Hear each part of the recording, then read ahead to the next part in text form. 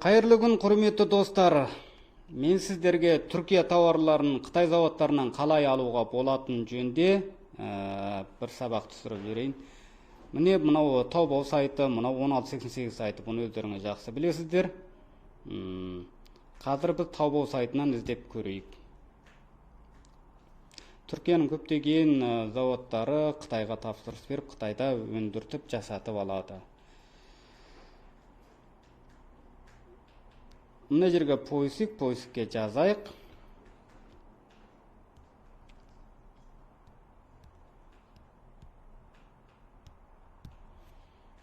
Міне Түркия киімдері деп жаздым жай ғана.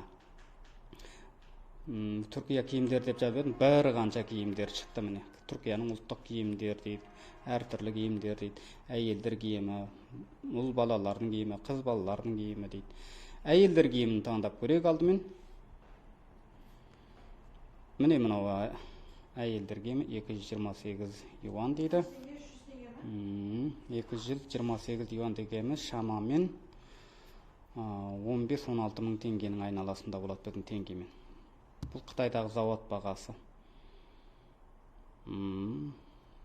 Міне осындай киімдерді 228 юанда 318 юан аралығында сатып ала аласыздар. Өте тамаша киімдер. Бұны Түркияның өзінде бұдан да қымбат болуы мүмкін. Және басқа тауарларды іздеп көрейік.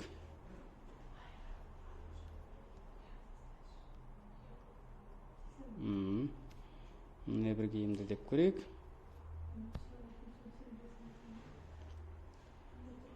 Мына киімдердің бағасы 65 юан дейді. Және 82 юан дейді. Екі түрлі бағада бар екен. Міне өте тамаша киімдер.